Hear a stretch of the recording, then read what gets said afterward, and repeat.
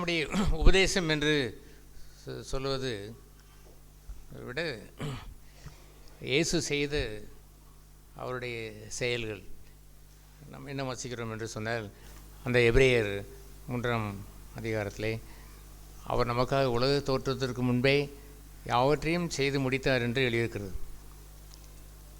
ஆகவே ஒரு துவக்கத்தை நாம் செய்வது என்பது வேறு, முடிவு என்பது வேறு. குதிரை பந்தயத்திற்கு என்ன செய்யப்படும்? ஆயத்தம் செய்யப்படும் என்பது வேறு. ஜெயமும் யாரால் வரும்? கர்த்தரால் வரும். ஆகவே it is God who did everything.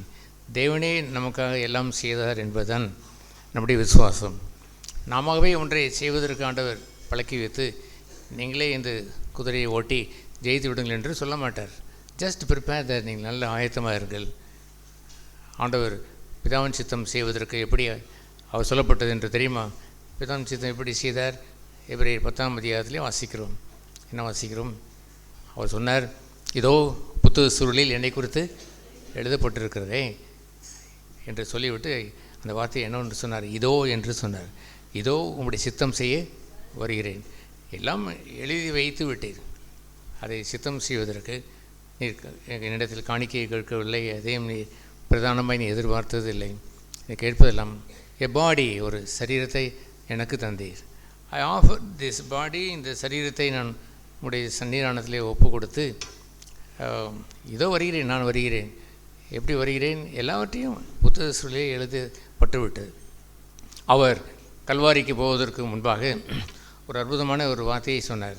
மனுஷகுமாரன் அவர் எருசலேம் போகும்பொழுது சொன்ன வார்த்தை, மனுஷகுமாரன் தனக்கு சொன்னபடி எழுதப்பட்டபடி என்ன செய்கிறார்?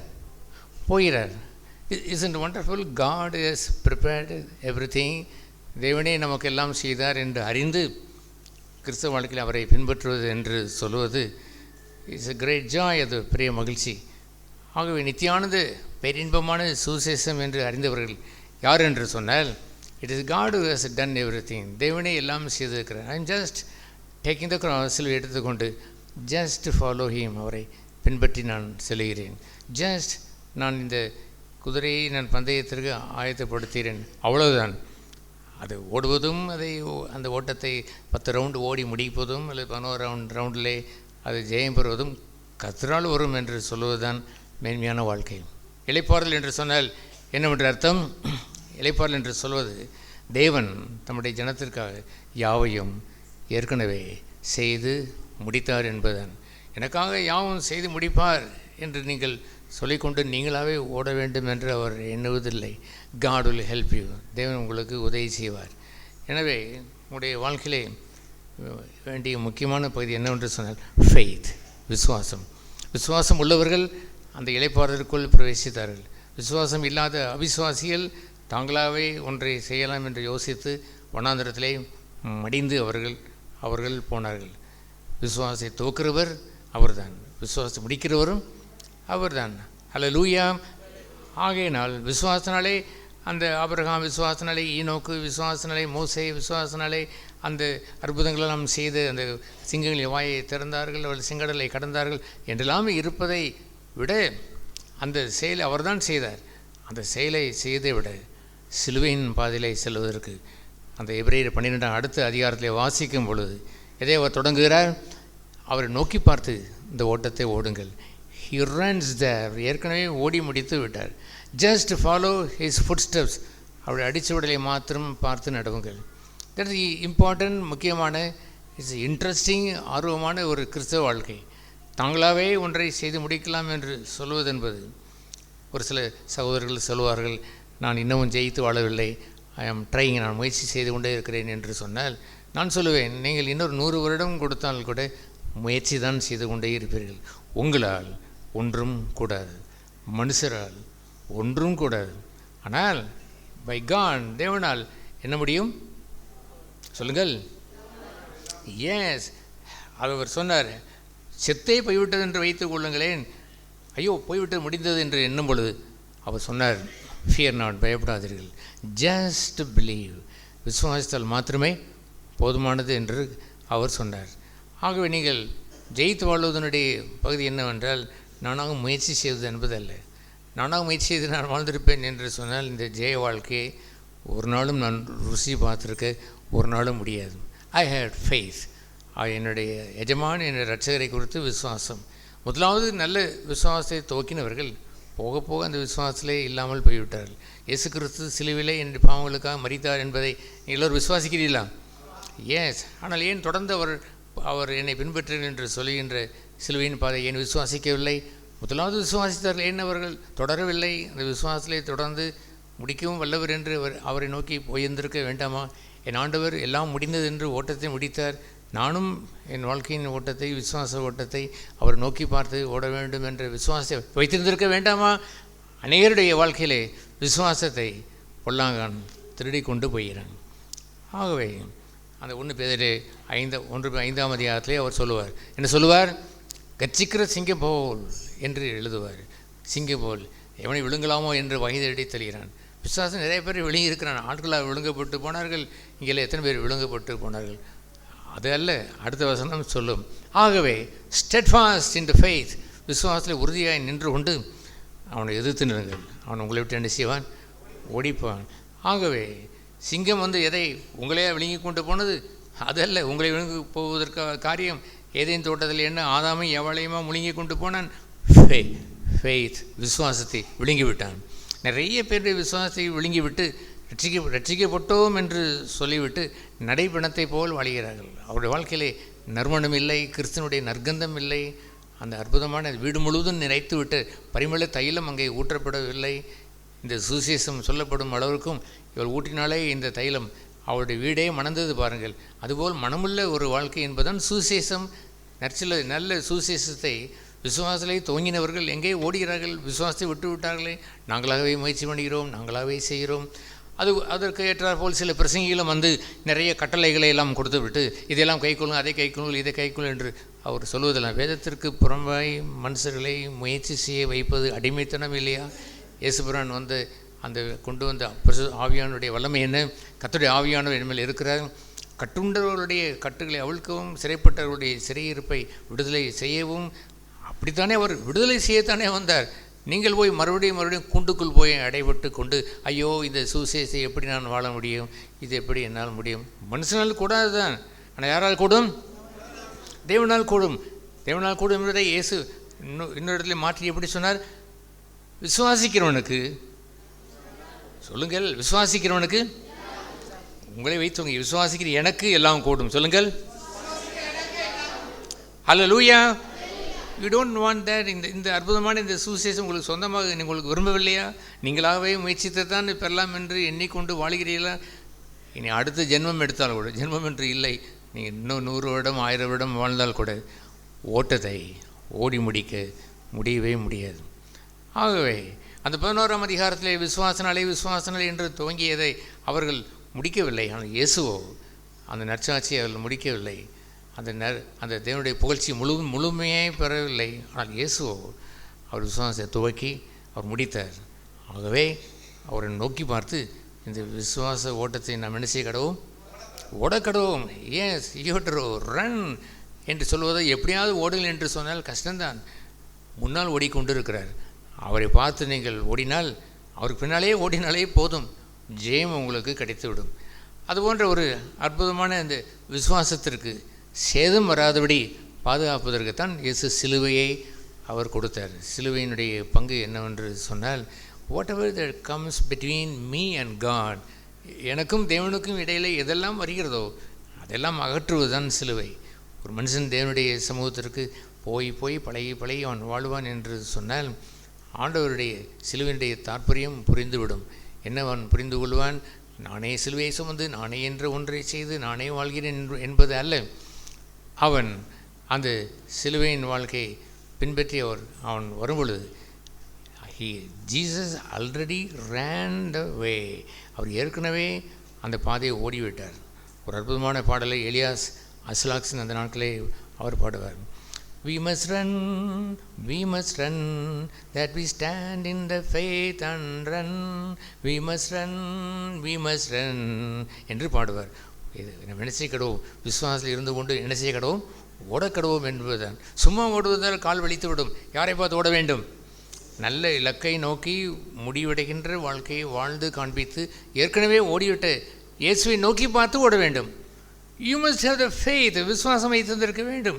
அந்த விசுவாசம் இப்பொழுது என்னவென்று சொன்னால், அந்த செங்கடலை பிளந்தவர்கள் அல்லது எரியோ மலையை உடைத்தவர்கள் அவர்கள் அடைய முடியாத ஒரு நற்சாட்சியை நாம் இயேசு கிறிஸ்துவுக்குள் பெற்றுவிட முடியும். நிறைவான விசுவாசம் என்று சொல்வது வெளியே காணப்படுகின்ற ஒரு அற்புதம் அல்ல, அது நமக்குள் காணப்படுகின்ற அற்புதம். ஆகவே நாம் இந்த 1 யோவான் 4ஆம் அதிகாரத்திலே இவ்வாறு உள்ள அவருடைய செயலை நாம் பார்க்கிறோம்.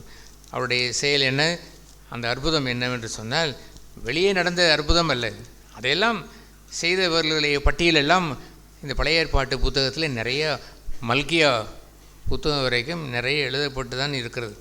ஆனால் இங்கேயோ ஆண்டவர் செய்த ஒரு செயல் என்னவென்று சொன்னால் முடிவானது. எது முடிவானது? we run in him, அவருக்குள் ஓடுகின்ற ஒரு ஓட்டம், அவரை பார்த்து அவரை பின்தொடர்ந்து ஓடுகின்ற ஒரு ஓட்டம். நாட் அவுட் சைடு, செங்கடலை பிளப்பதற்கு அல்ல, எரிகோ மலையை உடைப்பதற்கு அல்ல, அல்லது யோர்தானை பிளந்து போவதற்கு என்று அல்ல, சிங்கங்களின் வாயை கிழிப்பதற்கு என்று அல்ல. Not out side, it is inside him, அவருக்குள் உள்ளதை நிறைவேற்றுவதற்குத்தான் இந்த பூமியில் அவர் வந்து he lived a 33.5 years, 33 ஆண்டு காலம் இந்த அற்புதமான இந்த வாழ்க்கையை நமக்காக வாழ்ந்து he gave his life, அவர் தம் ஜீவனையே தந்தார் என்று சொல்லும் பொழுது, இரத்தத்தை சிந்தினார் என்றால் அதை வேறு அர்த்தம். ஜீவனை நமக்கு தந்தார் என்று சொல்லுவது, அவர் வாழ்ந்த வாழ்க்கையை முன்னால் மாதிரியாய், ஒரு பண்டலாய், ஒரு ஆசீர்வாதமாய், ஒரு பரிசு பொருளை போல் கொடுத்தார். தேவன் தன் ஒரே பேரான குமாரனை தந்தரலி என்று சொல்லுவதும் அதுதான். இவ்வளவாய் இந்த உலகத்திலே அதை நம்மிடத்தில் என்ன செய்தார்? நாம் கெட்டுப்போகாமல் நித்திய ஜீவனை அடையும்படிக்கு அவரை தந்தரலி இவ்வளவாய் அன்பு கூர்ந்தார். He offered Jesus, தன்னுடைய சொந்த மகனையே கொடுத்தார் என்று பார்ப்பது ஆச்சரியம் இல்லையா? மோசையை கொடுத்தார், ஜோசுவாவை கொடுத்தார், அந்த சிம்சோனை கொடுத்தார் என்று வெளியே உள்ள அற்புதத்தை செய்து அவர்களை கொடுத்தார் என்பதை விட மேலானது என்னவென்று சொன்னால், the Father, பரமண்டலில் இருக்கிற பிதா, he gave his only son, ஒரே மகனாயே குமாரனை கொடுத்து இவ்வளோ அன்பு கூர்ந்து வாக் பிஹைண்ட், அவருக்கு பின்னால் நடந்து வாருங்கள், அவரை பின்பற்றி வாருங்கள் என்று சொல்கின்ற ஒரு வாழ்க்கை இருக்கிறது. இட் இஸ் ஆல் ரிட்டன், எழுதப்பட்டிருக்கிறது. I am happy for everything, எல்லா சூழ்நிலையிலேயும் என்ன உலகத்தில் உள்ள காரியமாக இருந்தாலும் சரிதான், ஆவிக்குரிய காரியமாக இருந்தாலும் சரிதான், எல்லாவற்றிலும் நான் விசுவாசிப்பதெல்லாம் God has done everything for me, தேவன் எனக்காக யாவையும் செய்து முடித்து வைத்திருக்கிறார். I should have the faith there, எனக்கு அந்த விசுவாசம் வேண்டும். அந்த விசுவாசத்தோடு நான் என்னுடைய ஜீவ வாழ்க்கையை அவரை பார்த்து நான் நோக்கி நான் ஓட வேண்டும். இன்றைய நாளிலே என்ன செய்ய வேண்டும் என்று இருப்பதை எதுவோ அதை அன்றன்று நான் நிறைவேற்ற வேண்டும். அனுதினமும் அவருடைய வாயிலிருந்து புறப்படுகின்ற வார்த்தையினாலே பிழைத்து வாழ வேண்டும். நாளை குறித்து கவலைப்படாமல் வாழ வேண்டும். தட்ஸ் a beautiful life, அழகுள்ள ஒரு கிறிஸ்தவ ஜீவியத்தை. எந்த மார்க்கம் நீங்கள் ஒன்றும் செய்ய வேண்டியதில்லை என்று சொல்லும். புத்தன் சொல்வானா, அவன் ஏராளமான அவனுடைய ட்ரில் எல்லாம் வைத்திருக்கிறான். அவனுடைய ட்ரெஸ்ஸை கூட இது மாற்ற வேண்டும், அதை மாற்ற வேண்டும், அப்படியெல்லாம் அங்கே போய் அவர்கள் செய்ய வேண்டிய நற்கிரிகளை குறித்து அவ்வளவு எழுதப்பட்டிருக்கிறது. ஒரு இந்து சொல்ல முடியுமா, ஒரு முஸ்லீம் சொல்ல முடியுமா? அவன் ஏராளமாய் அவனே செய்து வருகின்ற ஒரு வாழ்க்கையை வாழும்போது, நமக்கோ தேவன் ஒரே பேரான குமாரனை என்ன செய்தார்? அவரை தந்தரலி. மோசையை கொடுத்தார் என்பதை விட, அந்த யோசுவாவை கொடுத்தான் என்பதை விட, அந்த பாராக், அந்த அந்த அந்த ஜோசப் என்று சொல்கிற எத்தனையோ பக்தர்கள், ஆபிரகாம், ஈசாக்கு என்றெல்லாம் சொல்கிற அந்த முற்பிதாக்கள் தந்ததை விட, he offered Jesus for me, எனக்காக தந்தரினார் என்று சொல்கிற பகுதிக்கு உயிரோட்டம் என்னவென்று தெரியுமா? have faith in God. உங்கள் இருதயம் கலங்க வேண்டாம், என்ன செய்ய வேண்டும் என்று ஏன் கலங்குகிறீர்கள் என்று சொல்லிவிட்டு அடுத்து என்ன சொன்னார்? உங்கள் இருதயம் கலங்காது இருப்பதாக தேவனிடத்தில் விசுவாசமாக இருங்கள், என்னிடத்திலும் விசுவாசம் இருந்து இனவ். அது போதும் தானே? 100% இனவ், 100% இனவ். ஆனால் அது தேவனால் பிறந்த விசுவாசமாக இருந்திருக்க வேண்டும். நல்ல விசுவாசத்தோடு நிலைத்திருக்க வேண்டும். விசுவாசத்தில் பாவம் உள்ளே வந்து அந்த விசுவாசத்தை கரைப்படுத்தி விடக்கூடாது. பத்திரமாய் அந்த விசுவாசத்தை பேணி பாதுகாத்து, அந்த யூதா நிறுவத்திலே சொல்லப்பட்டதை போலவே பரிசுத்த பரிசுத்தவான்களிடத்தில் ஒரு விசை ஒப்புவிக்கப்பட்ட விசுவாசம் என்று சொல்லுவார். ஒரு விசை ஒப்புவிக்கப்பட்டது என்று சொன்னால் ஒரு 10 ரூபாயை ஒப்புவித்தால் கீழே போட்டால் பரவாயில்லை, இன்னொரு 10 ரூபாயை அங்கே கொள்ளலாம். ஒரு விசை ஒப்புவிக்கப்பட்ட விசுவாசம் என்றால் என்னவென்று தெரியுமா? ஒரு 100 கோடி ரூபாயை ஒரே நேரத்தில் கொடுத்து விட்டார். அவ்வளவு கொடுத்து விட்டார். அந்த ஒரு விசை ஒப்புவிக்கப்பட்ட விசுவாசத்தை சேதம் உண்டாக்கும்படி எவ்வளவாய் நடந்தது என்று அந்த யூதா நிருபம், அது வெளிப்பட்ட விசேஷ புத்தகம் முன்னால் உள்ள அந்த கடைசி புத்தகத்தில் அங்கே எழுதப்பட்டு இருக்கும். ஆகவே praying the Holy Spirit, பரிசுத்தாவிலே நீங்கள் ஜெபம் பண்ணி building up the most Holi faith, அதிக விலையேற பெற்ற அந்த 28ஆம் வசனத்தில் சொல்லுவார், praying in the Holy Spirit, பரிசுத்தாவினாலே ஜெபம் செய்து உங்களுடைய அந்த மகா மேன்மையான அந்த விசுவாசத்தை ஊன்ற கட்டுங்கள், அதிலே பில்டப் பண்ணுங்கள். அது பில்டிங் என்று சொன்னால் கையை வைத்து கட்டுவதில்லை, செங்கலை வைத்து கட்டுவதை போல் நாட்கள் செல்ல செல்ல கூடிக்கொண்டே போக வேண்டும். கிருபை மேல் கிருபை என்றால் என்னவென்ற அர்த்தம்? கிருபையை சரியாக பயன்படுத்தினான் என்றால் அடுத்த கிருபையை தருவார். அதை நன்றாய் பயன்படுத்தினால் அடுத்த கிருபையை தருவார். அதுபோல் விசுவாசத்தை அவன் நிலைத்து இன்று வாழ்ந்தால் எப்படி இன்று வாழ வேண்டும்? நீதிமான் விசுவாசத்தினாலே நீதிமான். எத்தனை நாள் பிழைக்க வேண்டும்? இன்றைக்கு மட்டும் விட்டு விடுவோம், நாளைக்கு பிழைக்கலாம் என்று இருக்க முடியுமா? அதற்குள்ளே அவன் சவமாய் போய் விடுவான். இன்றைக்கும் அவன் பிழைப்பான், என்றென்றும் ஒவ்வொரு நாளும் அதை பிழைத்து வாழ்வான். எப்படி அவன் வாழ்கிறான்? நீதிமான் விசுவாசத்தினாலே. எவ்ரி டே ஹீ லிவ்ஸ் தேர். அவருடைய ஜீவ சுவாசம் அவனை விட்டு, தேவனை துடைகின்ற அந்த உயிருள்ள அந்த சுவாசம் அவனை விட்டு போவதே இல்லை. அதுபோன்று ஒரு அற்புதமான அந்த விசுவாசத்துக்குரிய ஒரு பகுதி தான் இப்பொழுது 1-2 பகுதியை நாம் அதை பார்க்க போகிறோம். நான் ஏற்கனவே நாம் சொன்னதை போல் அவருக்காக செய்து முடித்து பழைய மனுஷனை சிலுவையில் அறைந்து அவன் நமக்காக அவரோடு கூட நாம் அறையப்பட்டு நாம் அடக்கம் பண்ணப்பட்டோம் என்பதும் அவருடைய பங்காக இருந்தாலும் we repent, நாம் மனம் திரும்புகிற மாத்திரம்தான் நாம் செய்து அவருடைய பிள்ளைகளாய் நாம் மாறிவிட்டோம். ஆனால் ஜெயம் என்று சொல்வது என்ன? ஜெயம் என்று தெரியுமா? த ஃப்ளஷ், அந்த மாம்சத்தை ஜெயிப்பது. நம்ம ஏற்கனவே அடக்கம் செய்யப்பட்ட அந்த ஞானஸ்நானத்தில் அடக்கம் செய்யப்பட்ட இந்த பழைய மனிதனை கூட இவர் இந்த மாம்சத்தின் கிரியைகளை பத்திரமாய் வைத்து விட்டு கவனிக்காமல் விட்டுவிட்டு அந்த இச்சையை தாறுமாறாய் ஓடுகின்றபடி மாம்சத்தின் இச்சையாகிய அந்த பாலிய மோகமோ அல்லது பகையோ அல்லது உலகத்தினுடைய சிநேகமோ அல்லது தேவனுக்கு விரோதமான அந்த போட்டியோ பொறாமையோ பிரிவினையோ என்றெல்லாம் வருகிறதே, அதுபோன்று அந்த பகுதியை அறியாமலே அவர்கள் சென்று பழைய மனிதனை திருப்பியும் எழுப்பிவிட்டு வாழ்ந்து விடுகிறார்களே. அது முதலாவது அவர் நமக்காக செய்து முடித்திருக்கிறீர்களே, நாம் செய்ய வேண்டிய பங்கு. கவனமாக இருந்திருக்க வேண்டும். இங்கே நாம் ஜெயம் என்று சொல்கிற ஒரு பகுதியை குறித்து இங்கே வாசிக்கிற 1 யோவான் அந்த நிருபம் 3ஆம் அதிகாரத்தை இதை நாம் வாசிக்கிறோம். 1 யோவான் 4ஆம் அதிகாரம் 4ஆம் அதிகாரம் 3ஆம் வசனம் வாசியுங்கள். மாம்சத்தில் வந்த இயேசு கிறிஸ்துவை அறிக்கை பண்ணாத எந்த ஆவியும் தேவனால் உண்டானதல்ல. வருமென்று நீங்கள் கேள்விப்பட்ட அந்த கிறிஸ்துவனுடைய ஆவி அதுவே, அது இப்பொழுதும் உலகத்தில் இருக்கிறது. That's right. மாம்சத்தில் வந்த இயேசு கிறிஸ்து. நாம் என்ன காலையில் தியானித்தோம்? எதை ஜெயிக்க வேண்டும்? இந்த மாம்சத்தை நம்மை வஞ்சனைப்படுத்துகிற, நம்மை ஏமாற்றுகிற, தந்திரம் செய்கின்ற இந்த மாம்சத்தை, நம்முடைய பழைய மனுஷனை வளரச் செய்கின்ற இந்த மாம்சத்தை, பழைய மனிதன் மீண்டும் எழுந்து வருவதற்கு க்ரோயிங் அந்த துர்குணம் கொண்ட மாம்சத்தை, அந்த எழுந்து வருகின்ற மாம்சத்தை குறித்து கவனமாக இருங்கள் என்று அதை சொல்லி அந்த மாம்சம் சிலுவையில் அறையப்பட வேண்டும் என்று நாம் தியானித்தோம்.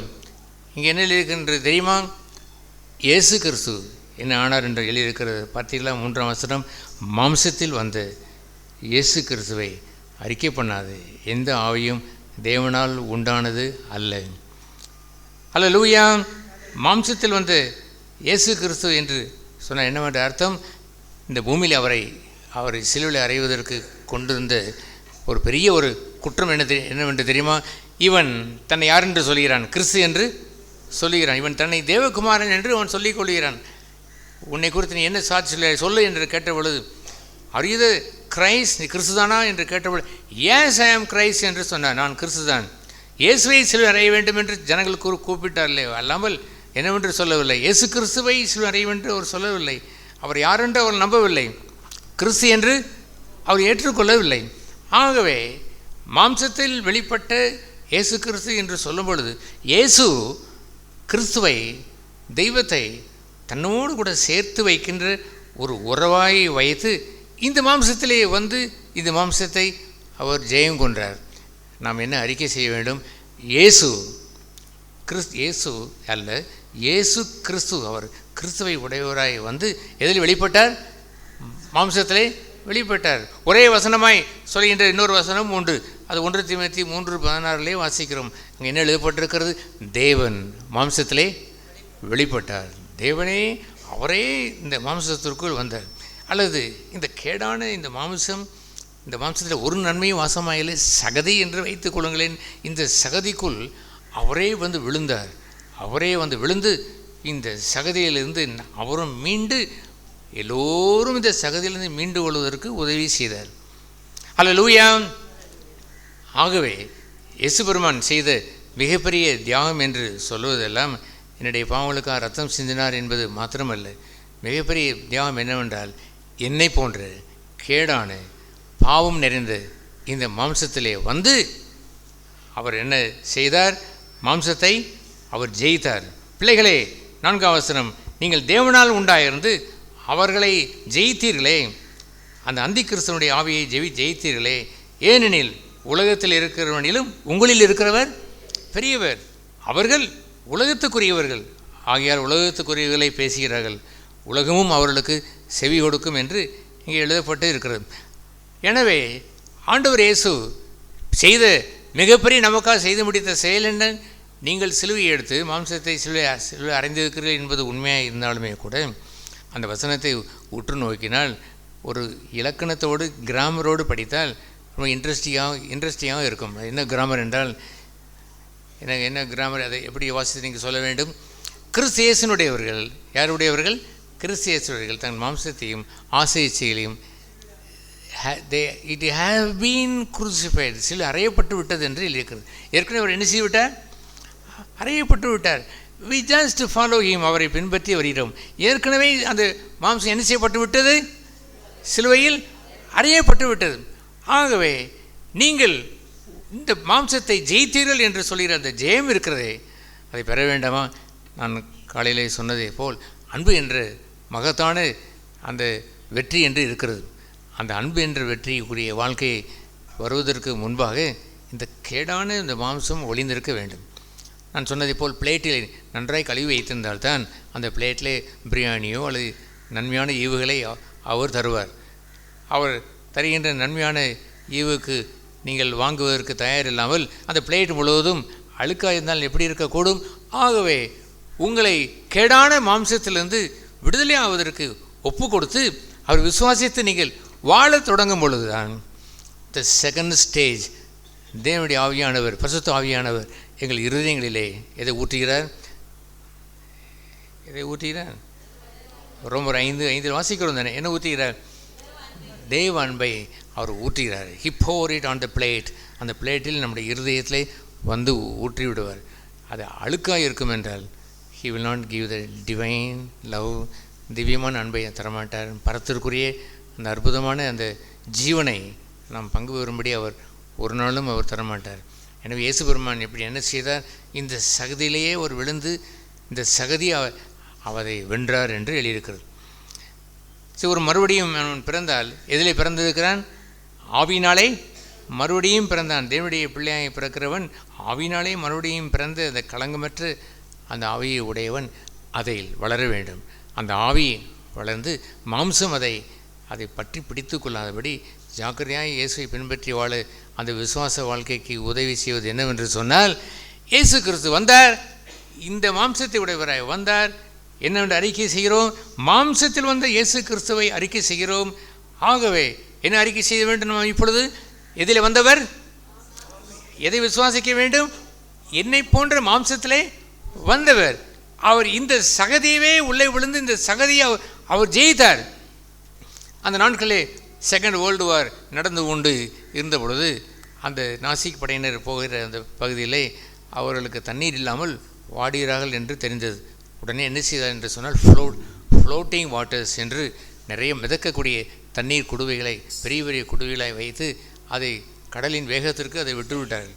அது சென்று அந்த அந்த படகிலே அவர்கள் சென்று கொண்டிருக்கிற அந்த வீரர்கள் சென்று இருக்கிற படகிலே பக்கத்தில் வந்தவுடன் அதை வேகமாக எடுத்து குடித்தார்கள். குடிக்கும் பொழுது அந்த வாட்டருக்குள் உப்பு போனதா? போகவில்லை. ஏனென்றால் இட் இஸ் சீல்டு இன் எ பாட்டில். ஒரு பாட்டிலை சீல் பண்ணி வைத்ததை போலவே அவர் சகதியிலே விழுந்தாலும் தன் ஆவியை பத்திரமாய் பாதுகாத்து கொண்டார். அந்த உப்பு தண்ணீர் உள்ளே வந்தால் எப்படி அதை குடிக்க முடியும்? பத்திரமாய் அவர்கள் போவதற்கு, உயிரோடு அவர்கள் அக்கறை சேர்ந்ததற்கு உரிய காரணம் என்னவென்று சொன்னால், அந்த நல்ல தண்ணீரானது இந்த கேடான இந்த கடலுக்குள், உப்பு கடலுக்குள் விழுந்தாலும் நன்றாய் டைட்டாய் மூடப்பட்டு அந்த ஃப்ளோட்டிங்கிலே சென்று அவர் எல்லோரும் உயிர் வாழ்ந்தார்கள் என்று எழுதியிருக்கிறது. இயேசு பெருமான் சொல்லவில்லையா, என்னை விசுவாசிக்கிறவன் எவனோ அவனுடைய இருதயத்தில் என்ன உண்டாகும்? ஜீவநதி, ஜீவ தண்ணீர் புரண்டு ஓடும் என்று சொன்னார் அல்லவோ? அதுபோல் இயேசு பெருமான் நமக்கு என்ன செய்தார்? இந்த சகதியிலே வந்தார். இந்த சகதி அவரை மேற்கொண்டு விடாதபடி அதை அவர் ஜெயித்தார். எப்படி அவர் ஜெயித்தார்? வெளியே இருந்து ஜெயிக்கிறதல்ல, உள்ளே இருந்து ஜெயித்தார். அதை என்னவென்று இங்கே வேதம் எழுதியிருக்கிறது. பிள்ளைகளே, நீங்கள் தேவனால் உண்டாயிருந்து அவர்களை ஜெயித்தீர்கள். ஏனெனில் உலகத்தில் இருக்கிறவனிலும் உங்களில் இருக்கிறவர் பெரியவர். ஹல்லேலூயா! உங்களுக்கு உள் இருக்கிறவர் என்று சொன்னாரே பாருங்கள். எங்கே ஜீவநதி புரண்டு ஓடும்? நாட் அவுட் சைடு, வெளியே உள்ளதல்ல, வெளியே கரைப்பட்டது.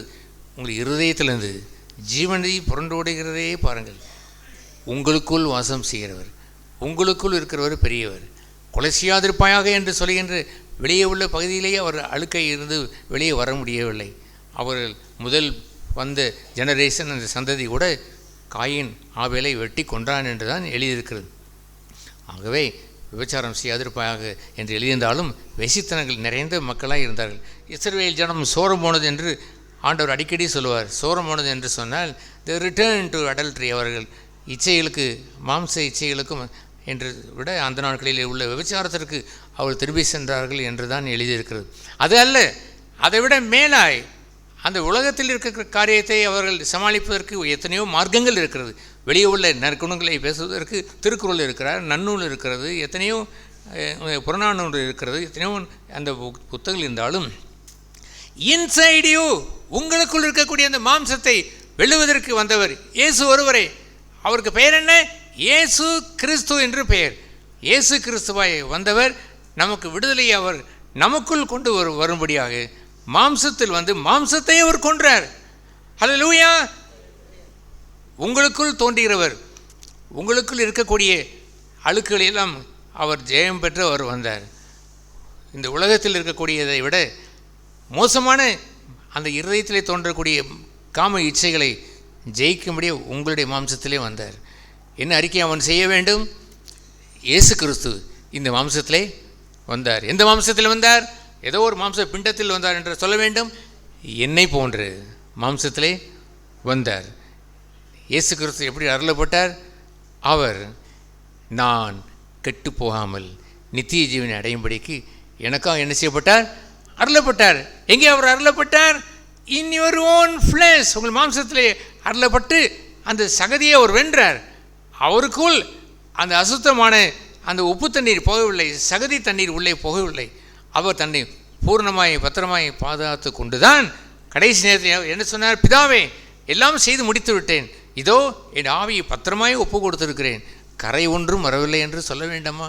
உங்களுடைய ஆவியும் ஆத்துமா உங்களுடைய சரீரம் கரையற்றதாய், பிழையற்றதாய், குற்றமற்றதாய் காக்கப்படுவதாக என்று எழுதியிருக்கிறதே. அப்படி நீங்கள் பாதுகாக்கப்படுவதற்குரிய அந்த ரகசியத்தை இயேசு செய்து முடித்தார். எப்படி சொல்ல வேண்டும்?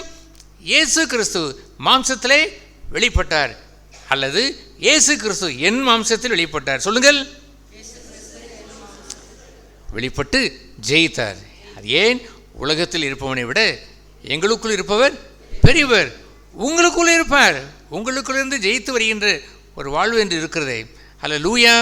முற்றிலும் ஜெயம் பெறுகின்ற வாழ்க்கை என்பது அதுதான் சகோதர சகோதரிகளே. ஒய் வையார் ஏ கிறிஸ்டியன், ஏன் நம்ம கிறிஸ்தவன், ஏன் அவர் இயேசு கிறிஸ்து மாறாதவர் என்று நாம் போற்றி புகழுகிறோம்? ஏனென்றால் ஜெய வாழ்க்கையை அவர் வாழ்ந்து அதே வாழ்க்கையை நாமும் பெரும்படி அவர் செய்து விட்டார். அந்த ரோமர் 8ஆம் அதிகாரம் 3ஆம் வசனத்தில் என்ன வாசிக்கிறோம்?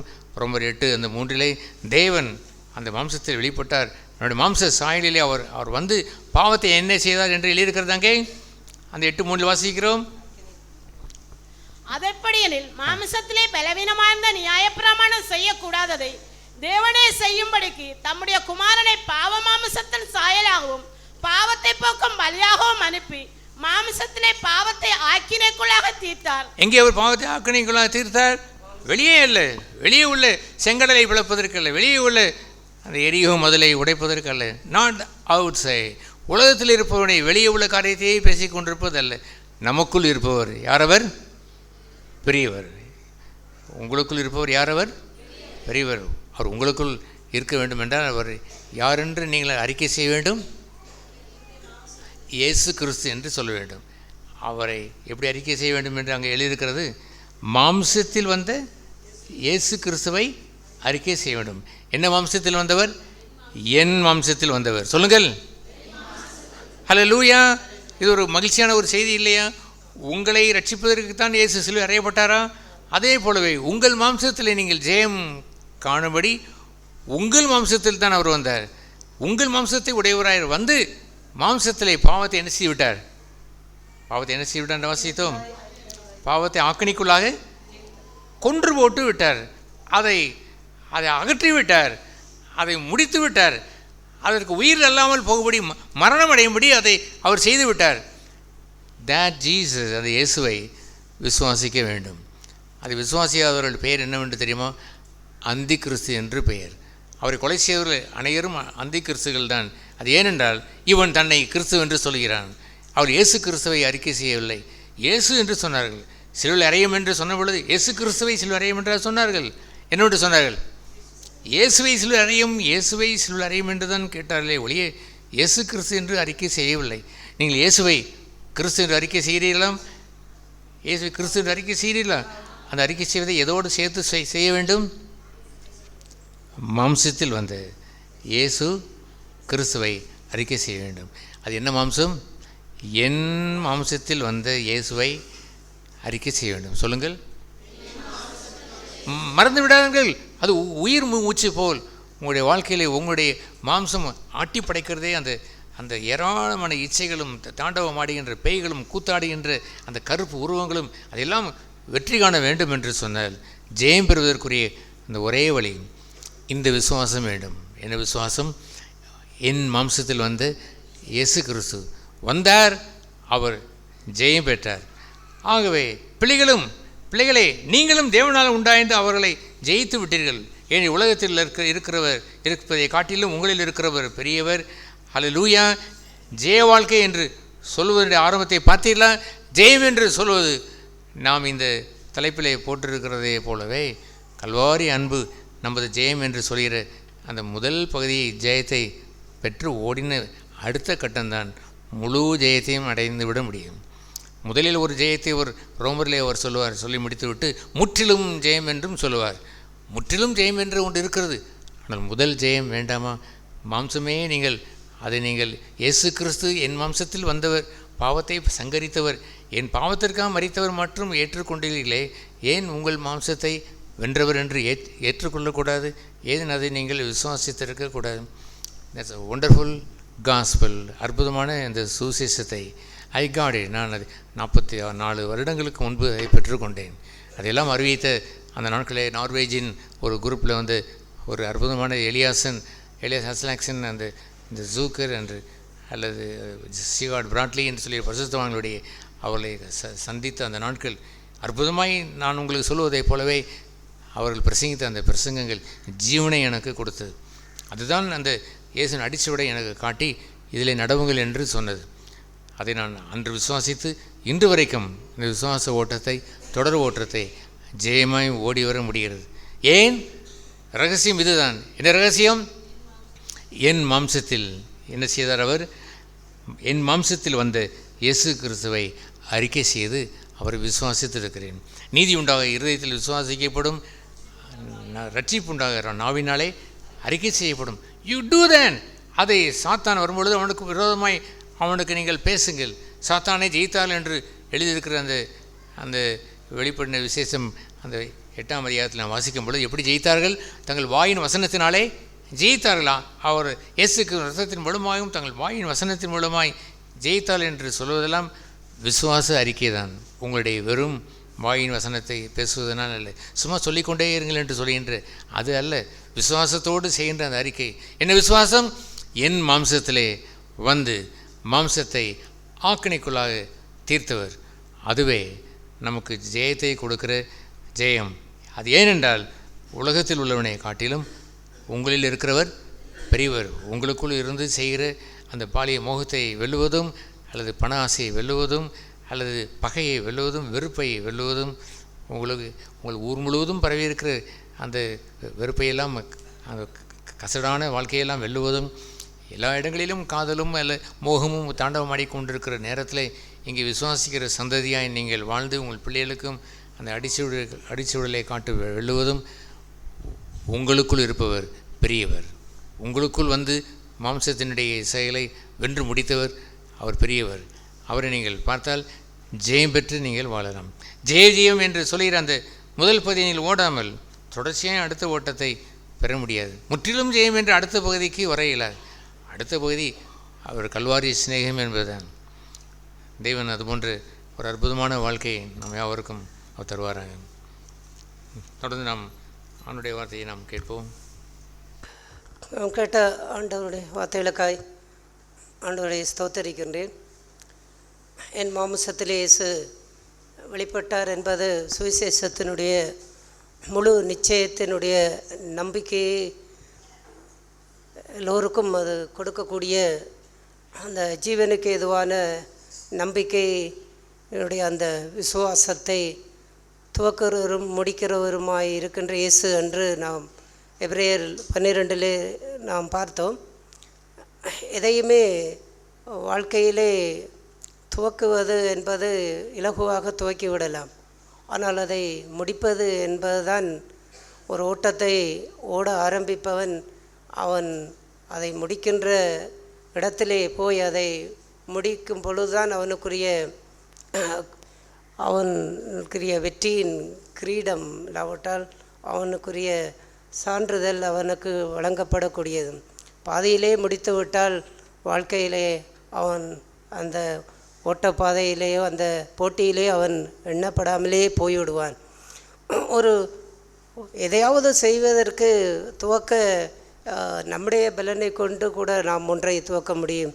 ஒரு வீட்டை கட்ட வேண்டுமென்றால் நான் ஒரு வீட்டை கட்டி முடித்த பிற்பாடு நான் கஷ்டப்பட்டு பணம் சம்பாதித்து நான் இந்த வீட்டை கட்டி முடித்தேன் என்று சொல்லலாம். ஒரு வாகனத்தை எடுப்பதற்கு நான் கஷ்டப்பட்டு உழைத்து இந்த வாகனத்தை எடுத்தேன் என்று அதையெல்லாம் துவக்கத்தை முடிவையும் எல்லாவற்றையும் சொல்லி போகலாம். ஆனால் விசுவாசம் என்பது அது நாம துவக்குவதும் இல்லை, நாம முடிப்பதும் இல்லை. அது ஆண்டவரே நாம் சோறு பேசினதை போல பரிசுத்தவான்களுக்கு ஒரு விசை ஒப்பு கொடுக்கப்பட்ட விசுவாசம், அது ஆண்டவரே ஒப்புவித்த விசுவாசம். அந்த ஆண்டவரை இயேசு ஒப்புவித்த அந்த விசுவாசத்தை அவர்தான் முடிக்க வேண்டும். அப்போஸ்தலனாகிய பவுல் சொல்வதை போல விசுவாசத்தை காத்து கொண்டேன், நல்ல போராட்டத்தை போராடினேன், ஓட்டத்தை முடித்தேன். அதை இயேசு அதை முடித்து அவருடைய வாழ்க்கையிலே நிறைவேற்றியதாய் அப்போஸ்தலனாகிய பவுல் ஆண்டவர் இயேசுவை முன்வைத்து அவர் பேசுகின்றார். அவ்வாறு எந்த ஒரு விசுவாசத்தையும் அவர்தான் முடிக்க வேண்டும். அவர் எப்போது முடிக்க வேண்டும்? அவருடைய வருகை வரும் வரைக்கும். இல்லாவிட்டால் இந்த பூமியிலே நம்முடைய ஆயுட்காலம் ஆண்டவருடைய சித்தத்தின்படி அது 50, 60, 70, 80 இத்தனை வயதிலே மரித்தாலும் அந்த விசுவாசம் பாதுகாக்கப்பட்டு அந்த விசுவாசத்தோடே மரித்தார்கள் என்று அந்த எபிரேயரிலே 11ஆம் அதிகாரத்திலே இந்த விசுவாச பட்டியல் சொல்வது போல் விசுவாசத்தோடே மரித்தார்கள்.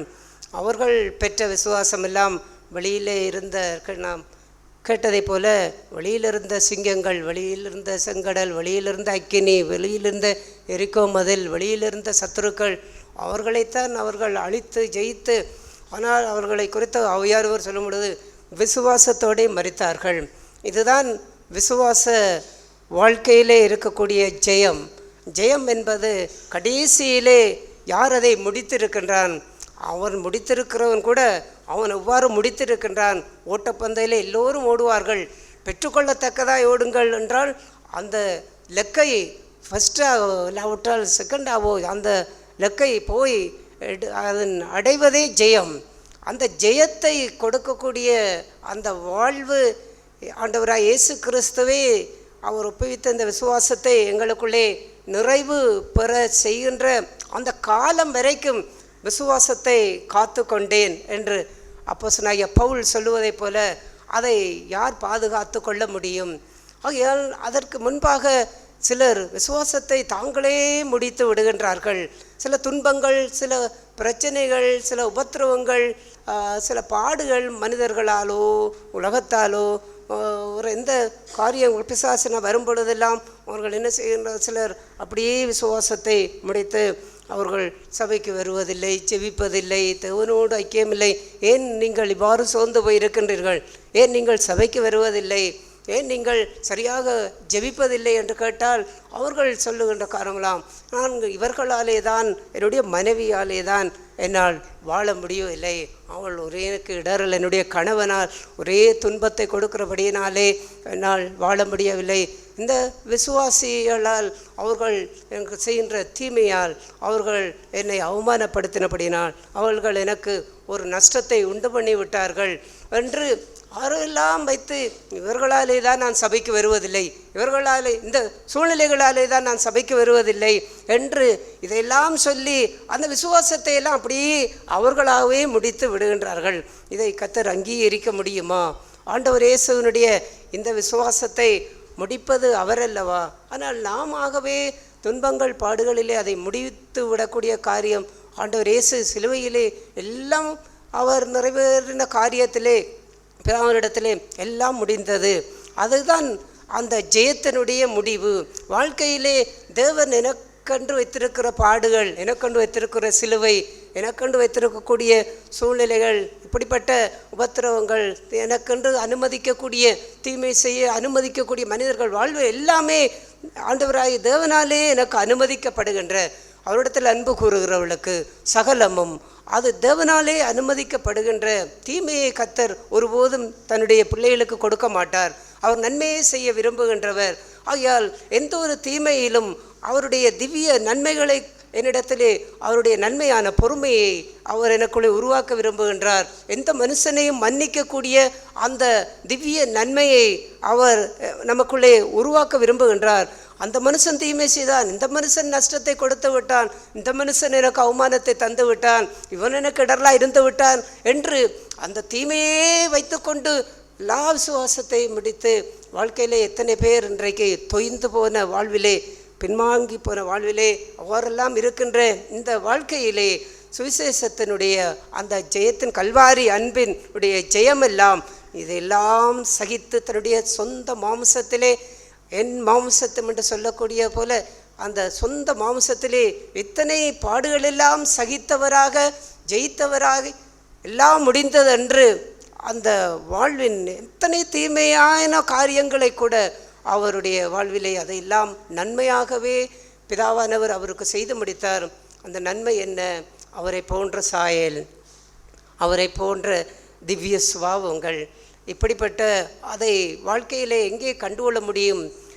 தீமையை நன்மையாய் மாற்றுகின்ற கர்த்தர், அதுதான் அந்த நன்மையான ஈவுகள். அப்படிப்பட்ட அந்த சூழ்நிலைகளை எல்லாம் வாழ முடியாது. மாம்சத்தில் வந்த இயேசு கிறிஸ்துவை அரைக்க பண்ணாத எந்த ஆவியும் அந்த கிறிஸ்துவின் ஆவி என்று நாம் சகோதரர்கள் பேசுவதை கேட்டோம். வேத வாக்கியங்களிலே நாம் பார்த்தோம். மாம்சத்தில் வந்த இயேசுவை எங்கே அறிக்கை பண்ண முடியாமல் இருக்கின்றது? என்னால் பொறுமையாக எல்லாம் இருக்க முடியாது, என்னால் இயேசுவை போல் எல்லாம் வாழ முடியாது, இயேசுவை போல் எல்லாம் என்னால் சமாதானமாய் மன்னிக்க முடியாது, அவரை போலெல்லாம் என்னால் அன்பு செய்ய முடியாது. இந்த உலகமாக இருந்தால், மனுஷனாக இருந்தால் அவனுக்கு கோபம் இருந்தான், அவன் பொய் சொல்ல இருந்தான், அவன் உலகத்துக்குரிய பலவீனமான காரியம் மனுஷன்தான், அவன் பலவீனத்திலே அதை செய்வான் இதை செய்வான் என்று இப்படியெல்லாம் சொல்லி வாழ்க்கையிலே ஜெயத்தினுடைய வாழ்வை முன்வைத்து ஓடாமல் அந்த வாழ்விலெல்லாம் வாழ முடியாது. இப்படியெல்லாம் வாழ முடியாது. சுவிசேஷத்திற்கேற்ற பிரகாரம் இப்படியெல்லாம் இந்த காலத்திலே இந்த உலகத்திலே இப்படியெல்லாம் இருக்க முடியாது. சிலுவை எடுக்க முடியாது, ஆண்டவர் எடுத்தார், நாங்கள் எடுக்க முடியாது என்று எந்த சோதனைகள் துன்பங்கள் சூழுகின்ற நேரங்களிலும் வாழ முடியாது.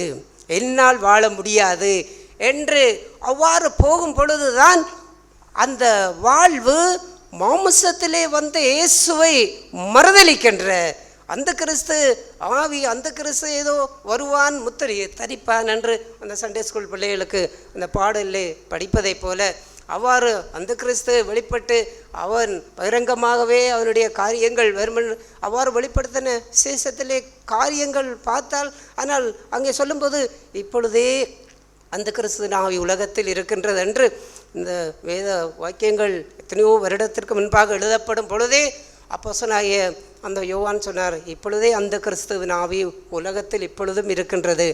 அப்படி என்றால் இது அந்த கிறிஸ்துவின் ஆவி. இயேசு மாம்சத்திலே பாடுபட்டு அவர் பரிசுத்தமாய் வாழ்ந்ததைப் போல என்னால் வாழ முடியாது என்று அவ்வாறு அவ்வாறு அங்கே நாம் நம்முடைய வாழ்க்கையிலே நாம் அதை அறிக்கை செய்யும் போதோ, நாம் மனதிலிருந்து கூட அதை, உள்ளத்திலிருந்து கூட அதை நாம் வெளிப்படுத்தும் பொழுதோ, வாயால் கூட பிறரிடத்திலே பேசும் பொழுதோ, அவன் அந்த ஆவி எனக்குள்ளே என்ன ஆவி? அந்த கிறிஸ்துவின் ஆவி. ஏன் அந்த மாம்சத்தில் வந்த இயேசுவை நாம் மறுதலித்து விடுகின்றோமே. எப்படி மறுதலிக்கின்றோம்? பேதுரு இவரே எனக்கு தெரியாது என்று சபிக்கவும் சத்தியம் பண்ணவும் தொடங்கின அந்த மறுதலிப்பல்ல, அவருடைய மாம்சத்திலே பாடுபட்ட அதை போன்று பாடுபட்டு அவருடைய திவ்ய சுவாபத்துக்குள்ளாக அவருடைய திவ்ய பொறுமை, அன்பு, மன்னிப்பு, இரக்கம் எல்லாவற்றிலையும் இயேசு அவர் தன்னை வெளிப்படுத்தி காண்பித்த அந்த வாழ்வு என்னால் முடியாது என்று யார் சொல்லுகின்றானோ அவன் மாம்சத்தில் வந்த இயேசுவை அறிக்கை பண்ணுகின்ற அந்த கிறிஸ்துவின் ஆவியை உடையவன். உலகத்திலே எப்பொழுதும் இருக்கிறது என்பதைப் போல நான் கூட அவ்வாறு அறிக்கையிட்டால் எனக்குள்ளும் அந்த கிறிஸ்துவின் ஆவியை வைத்துக்கொண்டு தான் ஆராதிக்க முடியும்.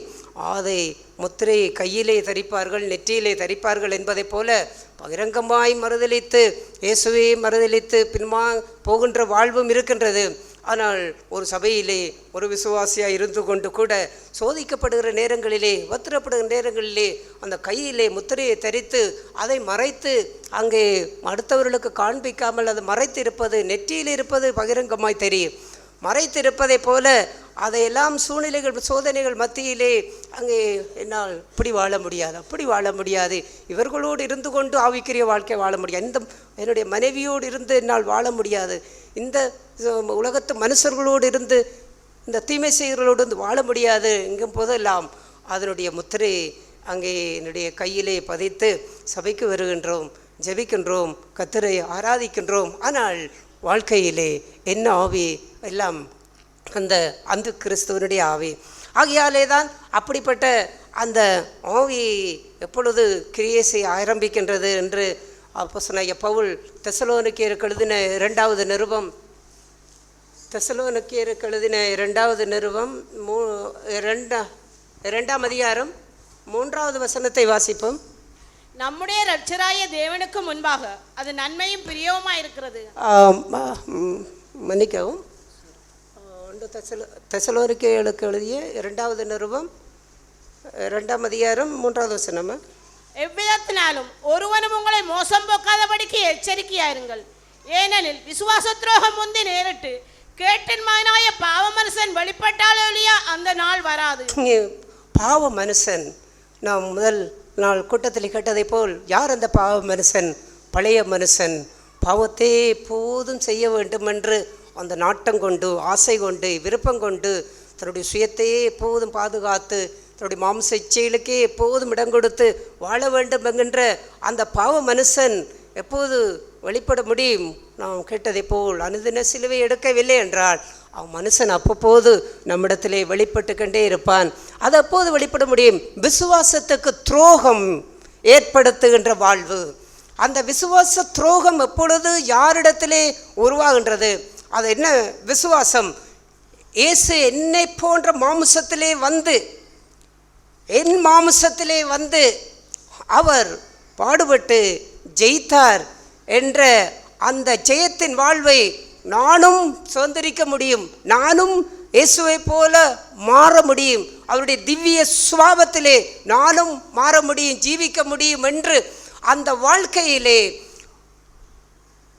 இயேசு கிறிஸ்துவை அந்த சோதிக்கப்படுகிற பொழுது அந்த மறுதலிக்கின்ற வாழ்வு இருக்கிறதே, மாம்சத்தில் வந்த இயேசுவை மறுதலிக்கின்ற அவன் எப்பொழுது மறுதலிக்க பார்க்கிறானோ அப்பொழுதே விசுவாசத்திற்கு துரோகம் விளைவிக்கின்றான். இந்த துரோகம் துவக்கியதை ஆண்டவர் இயேசு விசுவாசத்தை துவக்கினார். அவரே முடிக்க வேண்டும். அவர் முடிப்பதற்குள்ளாகவே தானாகவே அந்த விசுவாசத்திற்கு துரோகம் விளைவித்து தானாகவே இப்படியெல்லாம் பொறுமையாக இருக்க முடியாது, இப்படியெல்லாம் மன்னிக்க முடியாது, இப்படியெல்லாம் தாழ்ந்து போக முடியாது, இப்படியெல்லாம் சகித்து வாழ முடியாது என்று எத்தனைக்குத்தான் பொறுமையாக இருப்பது, எத்தனை தரம்தான் மன்னிப்பது, பொறுமைக்கும் ஒரு அளவு இருக்கின்றது என்று உலகத்து ஜனங்கள் சொல்லுவதைப் போல அவ்வாறெல்லாம் சொல்லி அந்த விசுவாசத்திற்கு துரோகம் விளைவிக்கின்ற வாழ்வு எப்போது ஒரு விசுவாசியருடைய வாழ்விலே சோதனைகள் சூழும் பொழுது உருவாகின்றதோ அப்போதே அந்த பாவ மனுஷன், பழைய மனுஷன் திரும்பவும் அவனுக்குள்ளே வெளிவந்து அவனுக்குள்ளே செயல்பட ஆரம்பிக்கின்றான். இந்த வாழ்விலே அவ்வாறான ஒரு ஜீவியத்தில் யாரும் ஜெயம் என்கின்ற வாழ்வை பெற்றுக்கொள்ள முடியாது. இயேசு ஜெயித்தார், நானும் ஜெயிக்க முடியும். இயேசு ஜெயித்தார், நானும் ஜெயிக்க முடியும் என்று யார் அவ்வாறு அங்கே அவர்கள் கம்பீரித்து அவர்கள் சொல்ல முடியும்?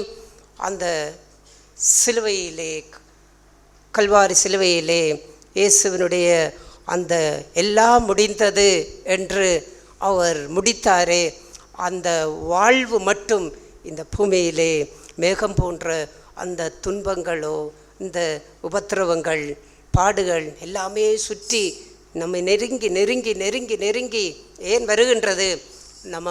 அது நமக்குள்ளே வந்துவிட வேண்டும், நம்மை அது அடிமைப்படுத்தி விட வேண்டும், நம்மை அது கைப்பற்றி விட வேண்டும். ஒரு தேசத்தை சுற்றி படையெடுத்து அந்த தேசத்தை பிடிப்பதற்கு போது பாளையம் இறங்கி அந்த இடத்தை பிடிப்பதற்கு பாளையம் இறங்குவதைப் போல இந்த பூமியிலே ஒவ்வொரு நாளும் பாவம் பாரமான காரியமெல்லாம் சுற்றி நெருங்கி ஒவ்வொரு நாளும் ஆண்டவர் அனுதினம் சிலுவை எடுக்க வேண்டும் என்றார். ஏனென்றால் அனுதினமும் பாரமான காரியங்களும் பாவமான காரியங்களும் நம்மை சுற்றி நெருங்கி நெருங்கி நெருங்கி நெருங்கி அது நமக்குள்ளே அந்த பாவ மனுஷனை வெளியே கொண்டு வந்து படிக்கி அது வருகின்றது. அப்படிப்பட்ட அந்த வாழ்வெல்லாம் எதிர்த்து நிற்க வேண்டுமா இருந்தால் தன்னுடைய விசுவாசத்தை பாதுகாத்து கொண்டு இயேசு ஜெயித்தார், மாம்சத்தை ஜெயித்தார். நான் ஜெயிக்க முடியும். மாம்சத்திலே வந்த இயேசு கிறிஸ்துவை அறிக்கை பண்ணுகிறான். இயேசு கிறிஸ்துவை நான் அந்த சூழ்நிலையில் எல்லாம் அறிக்கை பண்ணி, ஆண்டவரே உம்மை போல ஜெயத்தை எனக்கு தாரும், உம்மை போன்ற விடுதலை எனக்கு தாரும் என்று அவ்வாறான வாழ்விலே அந்த விசுவாசத்தை பாதுகாத்து கொண்டு வாழ்கின்ற வாழ்வு வரும் பொழுது விசுவாசத்திற்கு சேதம் ஏற்படாமல், விசுவாச துரோகம் ஏற்படாமல் அந்த விசுவாசத்திற்காக தைரியமாய் தொடர்ந்து போராடி அதை ஜெயிக்கக்கூடிய அந்த ஜெயத்தின் வாழ்வே கல்வாரி அன்பின் நமக்கு தரும் ஜெயம் என்கின்ற அந்த ஜெயத்தை நாள்தோறும் நாம் பெற்றுக்கொள்ள முடியும். அந்த ஒரு வாழ்விலே கர்த்தர் என்னை அவ்வாறான பாதையிலே ஓடும்படியாய், பொறுமையாய் ஓடும்படியாய், அவரை போன்ற சாயலாய் மாறும்படியாய் என் மாம்சத்திலே வந்த இயேசுவை போன்று நானும் அவரை பின்பற்றுகின்ற வாழ்விலே, அன்பு செய்கின்ற வாழ்விலே கர்த்தர் நடத்துவார் என்று விசுவாசிக்கின்றேன்.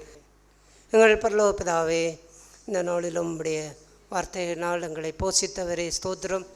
ஆண்டவரே, உம்முடைய நித்திய நம்பிக்கையை இந்த நாட்களிலும் உம்முடைய வார்த்தையில் கூட எங்களுக்கு தந்து இந்த மாம்சத்திலே அவரை இயேசுவை போன்று நாங்களும் பாடுபட்டு ஜெயிக்க முடியும். அந்த கல்வாரி அன்பின் ஜெயத்தை எங்கள் வாழ்விலும் நாங்கள் சுதந்திரித்து கொள்ள முடியும் என்கின்ற நிச்சயத்தை நம்பிக்கையும் எங்களுக்கு தந்திருக்கிறீர்.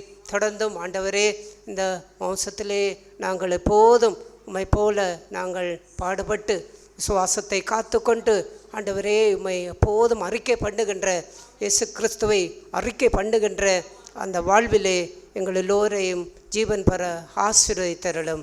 இயேசு கிறிஸ்துவ நாமத்தில் பிதாவே.